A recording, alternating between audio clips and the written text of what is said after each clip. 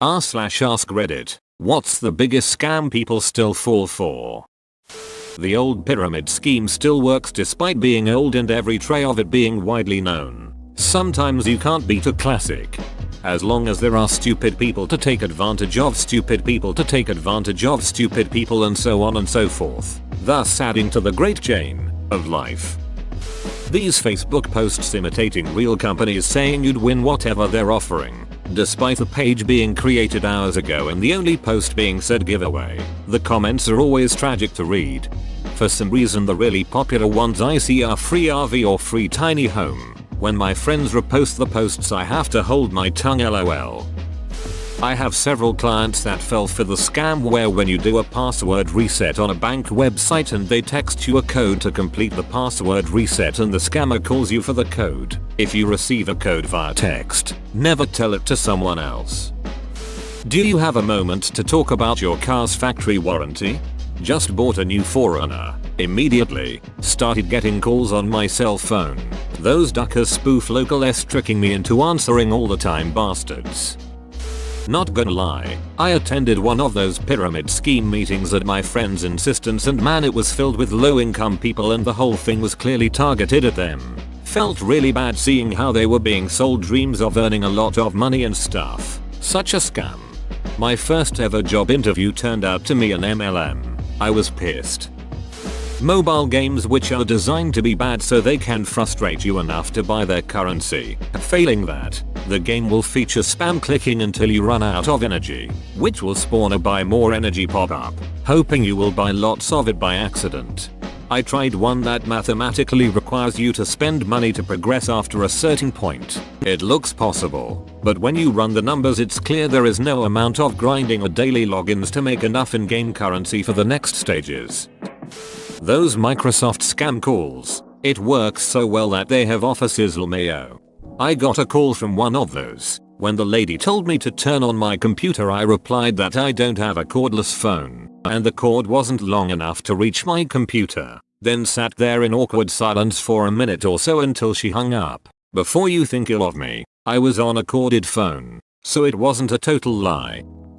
Those phone calls that claim your social security number is suspended due to criminal activity. My own mom fell for this unfortunately. Edit. Whoa. Did not expect this post to blow up.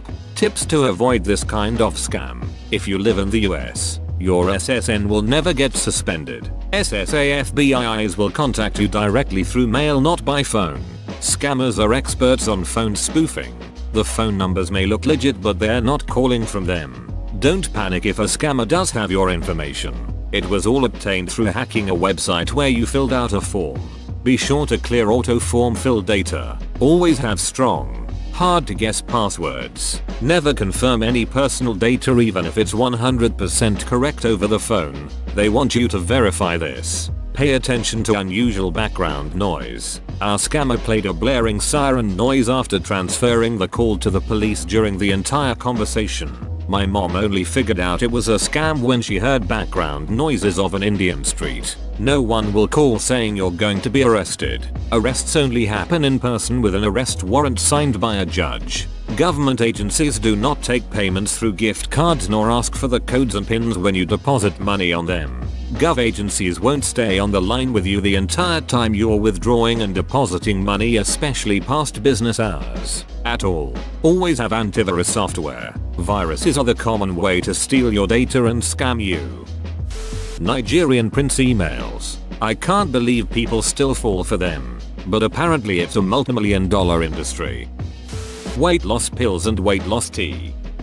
You'll get a job at X organization if you pay X amount. It's always a scam. You never have to pay someone to work for them. Edit. Since I work in IT sector, I was talking about that. This happens especially more to fresh out of college folks looking for a job. Online charlatans that will share their secrets if you buy their course.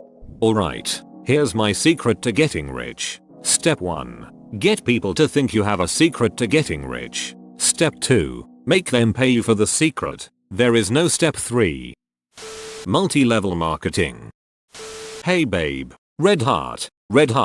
I've just come into some really great opportunities with this amazing team of women. And since that opportunity is still available, of course I thought of you. They're looking for hard-working ladies who want to empower each other by starting their own businesses. I know that sounds scary, but just wait until you see the paycheck at the end of it. You can be your own boss and take control of your fin. And lol, just kidding. Could you imagine? Red heart card suit. Having to share at least your email address plus permission to mail with any company that you want to purchase a product from or interact with, just so they can spam your inbox with garbage marketing campaigns. Sure, you can unsub, use a non-primary email address, etc. But I still hate it. Maybe biased because I work for one of the world's largest big data marketing agencies. Expensive coffins, diamond rings, bottled water, timeshare promos. Buying a timeshare. Penis enlargement pills. Taking photos with the characters in Times Square, NYC. If you tell me the truth I won't get mad, mum dad. We can't afford raises this year, company that turns around and pays dividends to shareholders. Televangelists.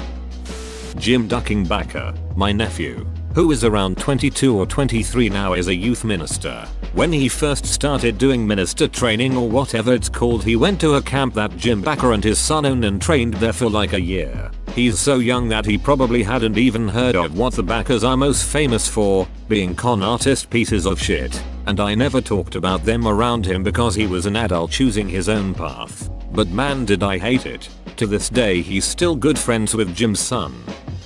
I sometimes think about what happened to all that lulero.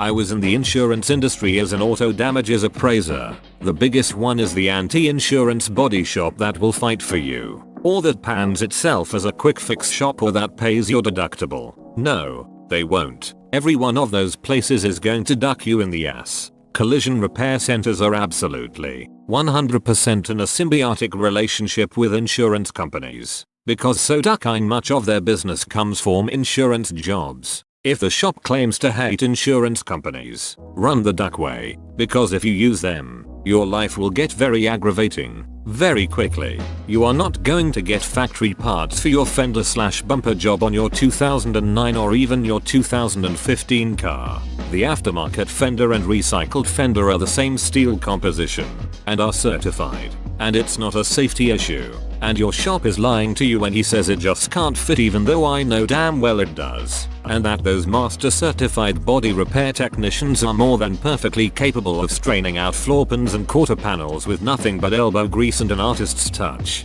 pearl hammers, and copper studs. It never has been unsafe. It never will be for external body components. Besides, most legitimate shops just price match because the profit margins on factory parts are stupidly ridiculous anyway. The dealership where your shop gets those parts makes most of its money selling directly to customers like you and me, not body shops who essentially use them as local parts warehouses. Any shop that doesn't make you pay deductible as a standard practice either cuts corners or passes that on to their technicians. Shady shit is happening, and frankly it is unethical most of the time.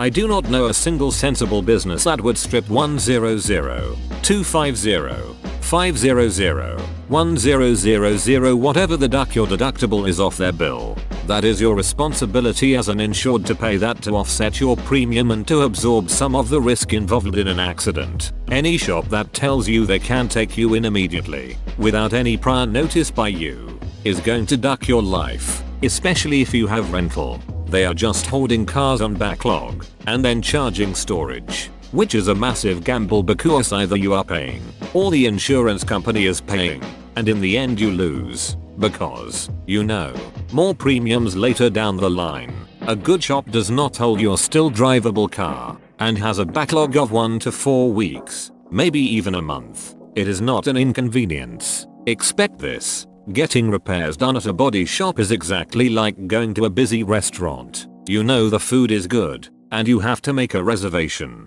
but you know there's a reason why the reservation system is in place. Piggybacking on the last bullet point, do not go to a body shop that is commercials. No body shop worth a shit should have commercials unless they are a national chain. That is money the shop could be using to train their staff, buy tooling and supplies, and generally making things better for the customer and the product. Remember, a good shop should be getting a severe backlog of customers, so why would they even bother to advertise?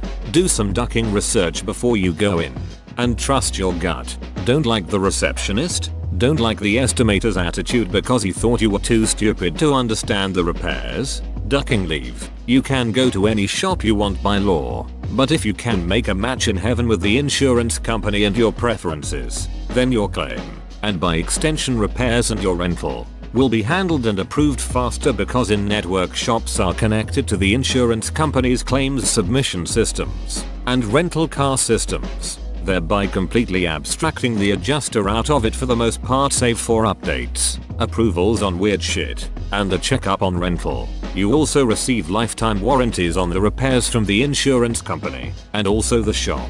Once a car was at an in-network shop, the amount of labor went from an hour to less than 5 minutes of review and approval. I'll pay in gift cards. Is that okay? Looking for one hard worker to replace two who weren't. Online reviews. A huge percentage of them are written by the seller, if good, or by a competitor, if not. Scientology. Nice try. OP. Give us your credit card info and we'll tell you. Privatizing profits while socializing costs. The sauna slim belt was a thing in my country for almost a decade. People never lost an inch of fat, only got marks from the heat which the belt produced. Pure scam. Free Robux scams. Raid. Shadow Legends. Hot MILFs near you. I fell for it my first time on the hub. Herbalife. I'm sorry, baby, I won't do it again. Door magazine sales. No, that kid is not getting sent on a camping trip if you will just buy subscriptions to Boys Life and Wine Aficionado. Most of the time they are a traveling troupe that goes city to city, pulling the same scam each time. Honestly, just door-to-door sales in general are usually a scam. Don't trust the guy trying to sell you a new roof, or a driveway resurface, or a spanking new Hoover vacuum at your front door. Need a new roof or driveway? Call your insurance company and get a list of reputable companies. Even if you aren't filing an insurance claim, they will happily give you the name of several companies that can be trusted. When you grow up, you can do what you want. Skinny teas and detox diets. I mean, you might lose some water weight from diarrhea, at least. Whoa, you made it to the end? You're a ducking beast. I'll cut you a deal. Smash like and subscribe for more curated content, bruh. It's free and that's a great price.